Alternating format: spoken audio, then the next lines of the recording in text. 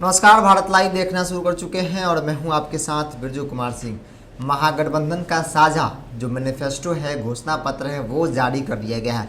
लगातार आप देख रहे हैं कि तेजस्वी यादव कोरोना काल में जिस तरीके से बेरोजगारी की समस्याओं को उठाया जा रहा था, जो विपक्षी दल है वो उठा रहे थे, रोजगार, पलायन, शिक्षा, स्वास्थ्य, युवाओं को लेकर जो बातें कही जा रही थी, अब जो है महागठबंधन की तरफ से भी ये बातें खास तौर पर उठ रही थी। खासतौर पर इसमें तेजस्वी यादव की अहम भूमिका थी।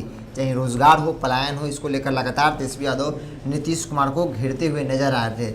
लेकिन अब मैं बता दूं कि मैनिफेस्टो में, घोषणा पत्र में इस बात का भी जिक्र किया गया है। साथ ही साथ बहुत सारे बिंदुओं जो है उसको भी मैनिफेस्टो में जगह दिया गया है महागठबंधन की ओर से।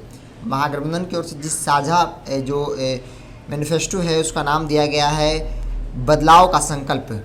यानी कि साफ तौर पे जिन योजनाओं पे चुनाव लड़ेंगे, अगर उनकी सरकार आती है तो उन योजनाओं के जरिए बिहार को बदलने का जो मंशा लेकर महागठबंधन जो है इस चुनाव में उतरी है। लेकिन इसमें बात कर ली जाए कि तेजस्वी यादव लगातार पहले से कहते आ रहे हैं कि अगर हमारी सरकार बनती है तो पहले कैबिनेट की बैठक में पहला सिग्नेचर जो होगा वो 10 लाख नौकरी पे होगा। यानी कि 10 लाख नौकरियाँ वो पहले सिग्नेचर में, अगर सरकार उनकी बनती है तो पहले कैबिनेट की बैठक में सिग्नेचर पहला जो होगा वो होगा 10 लाख रोजगार के ऊपर। उसके बाद एक बड़ी बात उन्होंने कही है, लगातार युवाओं को लेकर बात कही जा रही थी, अब किसानों को लेकर भी तेजस्वी यादव ने एक बड़ी बात कह दी है कि अगर हमारी सरकार आती है, महागठबंधन की सरकार आती है, तो जितने भी जो केसीसी वाले लोन है, जो किसान क्रेडिट कार्ड के तहत जिनको लोन मिला है, या तमाम जो किसान है उनको जो लोन मिला है, उनका जो कर्ज है वो माफ़ कर दिया जाएगा।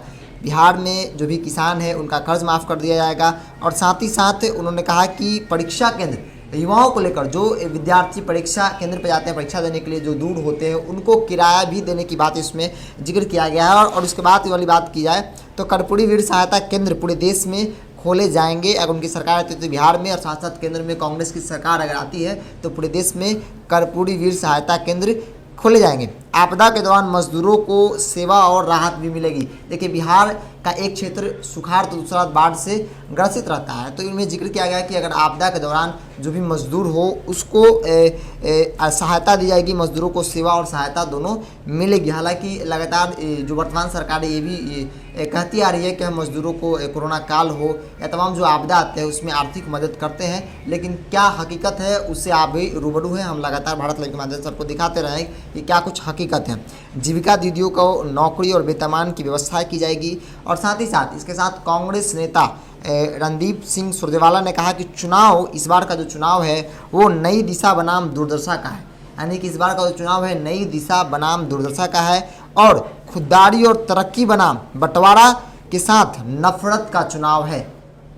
एक बड़ी बात कह दी उन्होंने, रणजीत सुरजेवाला हैं वो, इस बार का चुनाव जो है नई दिशा बनाम दुर्दशा का है। अगर उनकी सरकार आती है तो तमाम बिंदुओं पर रोजगार की समस्या, युवाओं को लेकर जो बात कर रहे थे तेजस्वी यादव, या कृषि को लेकर जो बातें कही गई है, अगर उनकी सरकार आती है तमाम बिंदुओं पर जो घोषणा पत्र में उन्होंने मेंशन किया है, जो महागठबंधन की तरफ से घोषणा पत्र जारी किया गया है उसमें इस बात का जिक्र किया गया है कि उनको सरकार आती है तो इस तमाम बिंदुओं पर सरकार जो है वो पहल करेगी। बदलाव संकल्प का उसका नाम दिया गया है। तो फिलहाल कितना ही, जुड़े बात लाइव के साथ। नमस्कार।